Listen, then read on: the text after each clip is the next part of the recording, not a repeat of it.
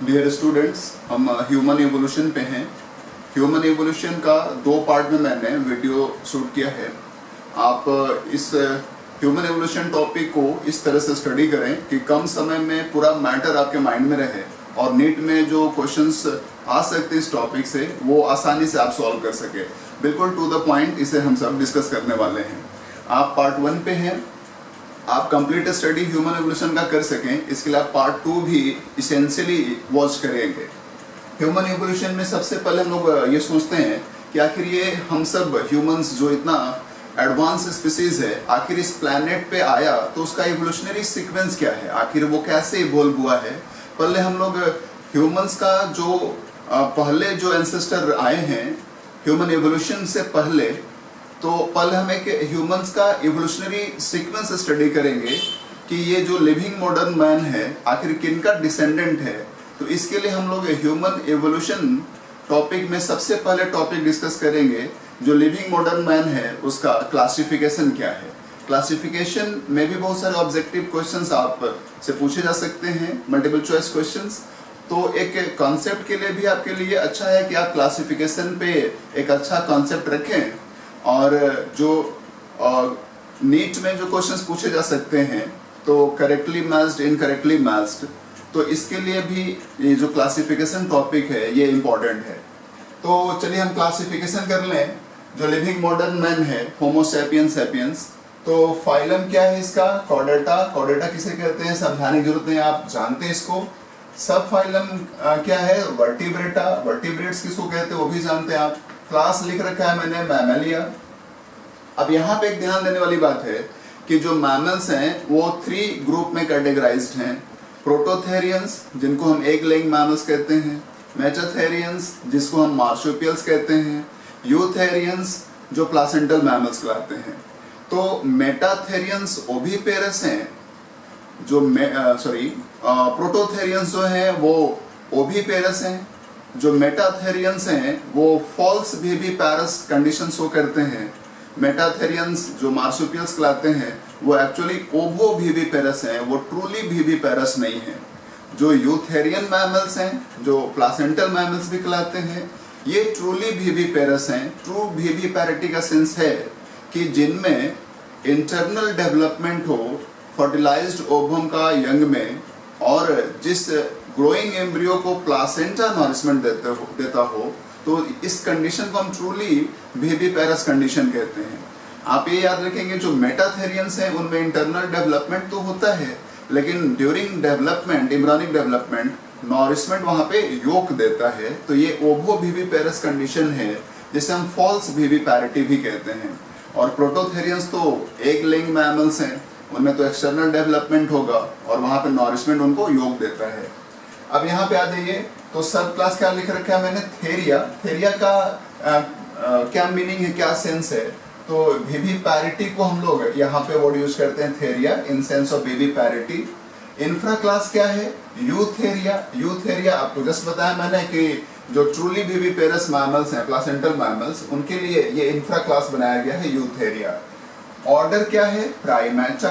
Primates किसको कहते हैं? तो वैसे मैमल्स को जिनकी उंगलियों पे नेल्स होते हैं वो प्राइमेट्स कहलाते हैं।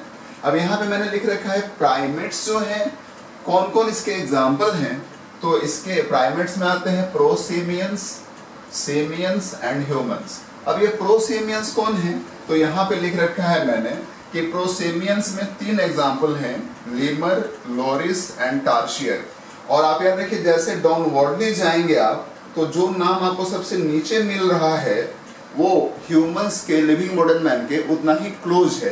तो प्रोसेमियंस में सबसे क्लोजेस्ट कौन है? तो वो हो गए टार्शियर्स।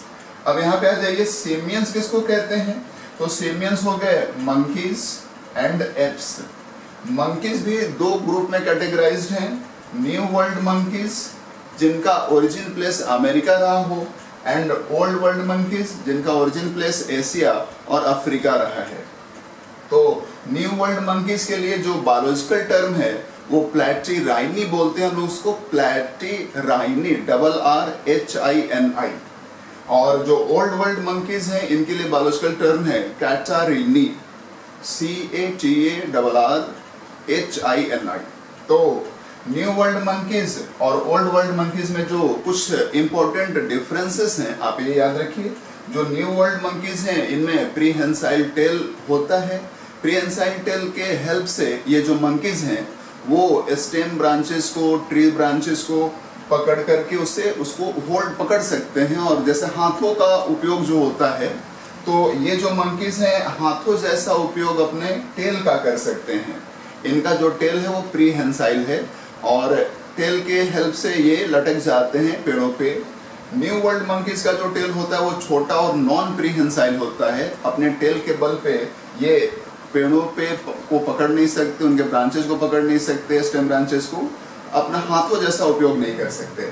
दूसरा, प्लैचीराइनी जो मैंने कहा, प्लैची मीन्स फ्लैट एंड राइनी जो वर्ड है नोज के लिए है।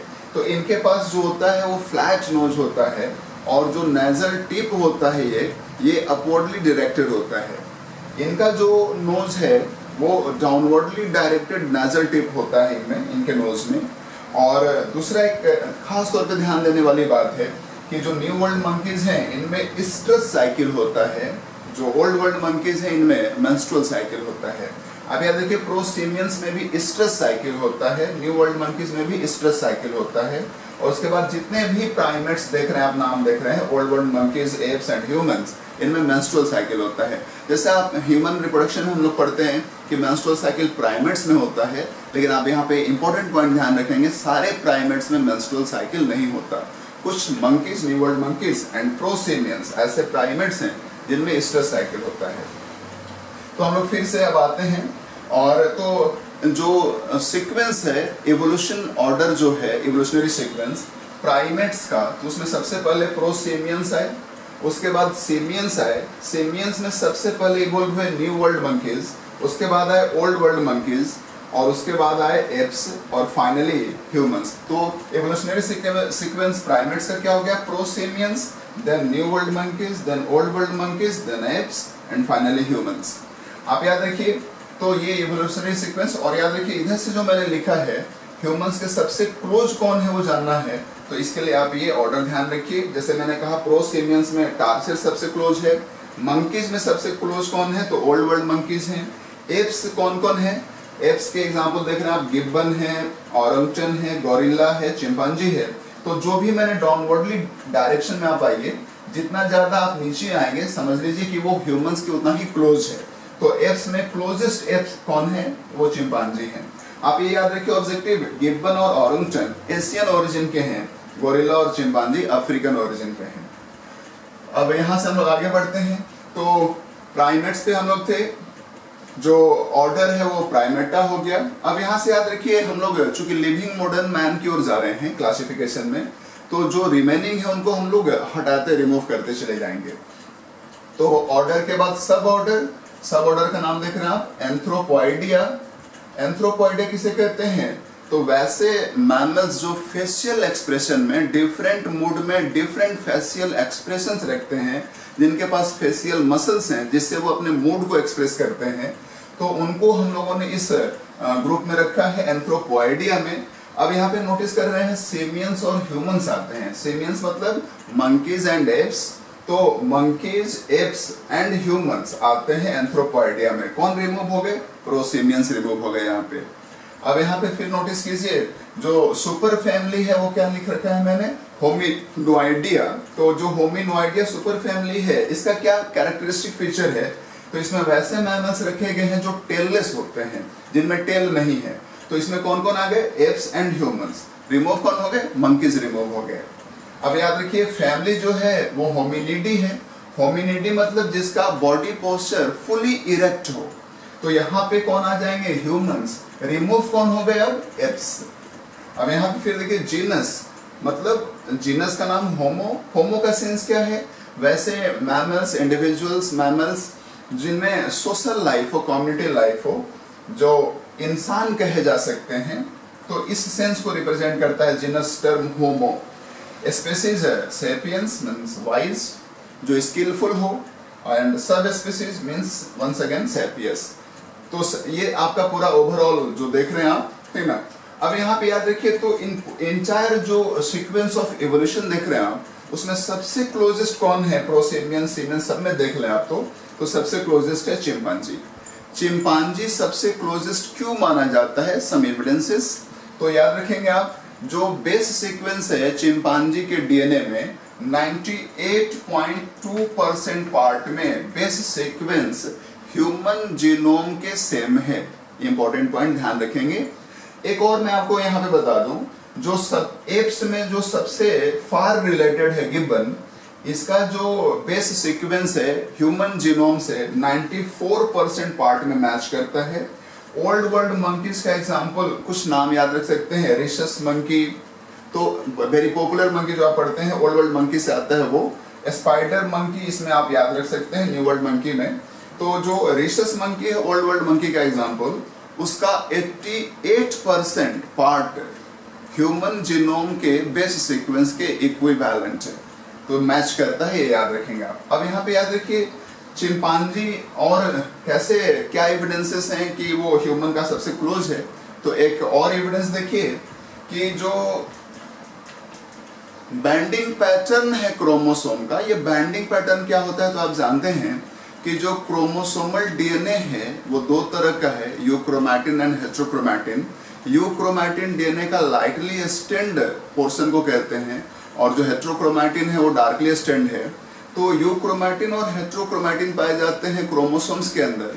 तो इन दोनों क्रोमैटिन मटेरियल्स का, यूक्रोमैटिन और हेट्रोक्रोमैटिन का जो साइज है क्रोमोसोम के अंदर, जो इनका 1 by 1 डिस्ट्रीब्यूशन है क्रोमोसोम के अंदर, जो टोटल नंबर यूक्रोमैटिन हेट्रोक्रोमैटिन का है क्रोमोसोम के अंदर, तो इन सबको कलेक्टिवली हम बैंडिंग पैटर्न कहते हैं। बैंडिंग पैटर्न मतलब size, distribution and number of euchromatin heterochromatin inside chromosome. तो क्रोमोसोम्स, थर्ड क्रोमोसोम और सिक्स्थ क्रोमोसोम, चिंपांजी और ह्यूमंस का जो बैंडिंग पैटर्न है वो एग्जैक्टली सेम है, ये मैटर ऑफ चांस नहीं हो सकता। और क्या सिमिलरिटीज हैं चिंपांजी ह्यूमंस में? तो जो ब्लड ग्रुप ए और बी है वो चिंपांजी में भी होता है। और क्या है? तो जो बेबी चिंपांजी का स्कल का जो मॉर्फोलॉजी है और फेस की जो मॉर्फोलॉजी है वो ह्यूमन से बिल्कुल मिलता जुलता होता है। तो ये कुछ इंपॉर्टेंट पॉइंट्स ध्यान रखिए कि चिंपांजी किस तरह की कौन सी सिमिलरिटीज रखता है ह्यूमन से। अब यहाँ से हम लोग आगे बढ़ेंगे, कुछ जो पीरियड से रिलेटेड, टाइम स्केल से रिलेटेड क्वेश्चंस आते हैं, तो वहां पे हम लोग ध्यान दें जरा। जो मैमल्स हैं ये इवॉल्व हुए हैं, माना जाता है कि 220 मिलियन ईयर्स एगो मैमल्स इवॉल्व हुए हैं। फिर प्राइमेट्स का जो एंसेस्टर है, प्राइमेट्स का जो एंसेस्टर है, मैं प्राइमेट्स का लिख रहा हूँ, प्राइमेट्स का जो एंसेस्टर है वो 65 to 80 मिलियन ईयर्स एगो इवॉल्व हुआ है। आप याद रखिए ये वही समय है जो डायनासोर्स के एक्सटिंक्शन का है। तो डायनासोर्स जैसे लार्ज रेप्टाइल्स जब यहाँ इस प्लैनेट से विलुप्त हो गए, तो और वही टाइम है जब प्राइमेट्स का एंसेस्टर इवॉल्व हुआ, तो एक मौका मिल गया स्ट्रॉन्ग कंपटीटर के एक्सटिंक्ट होने के वजह से जो प्राइमेट्स का एंसेस्टर है वो ज़्यादा इजीली सरवाइव कर सका, और उसका फिर आगे डाइवर्सिफिकेशन हुआ। वो प्राइमेट्स का एंसेस्टर मेनी प्राइमेट्स को आज के डेट में इवॉल्व कर सका है। तो ये ध्यान रखने वाली बात है। जब एंथ्रोपॉइड के एंसेस्टर की बात करें तो anthropoidal ancestor 36 million years ago evolved माना जाता है। और जो फैमिली होमिनिडी की बात करेंगे, इसका जो एंसेस्टर है वो 24 मिलियन ईयर्स एगो इवॉल्व्ड माना जाता है। तो ये सारे कुछ पॉइंट्स, इंपॉर्टेंट पॉइंट्स आपके माइंड में होने चाहिए। और अब हम एक पार्ट 2 में आएंगे, और जो एंटायर स्टोरी है ह्यूमन एवोल्यूशन का लिविंग मॉडर्न मैन तक, वो हम सब to the point with important noticeable points हम सब डिस्कस करेंगे जो एग्जाम्स में पूछे जा सकते हैं। तो आप पार्ट 2 ह्यूमन एवोल्यूशन का भी श्योरली वॉच करिएगा।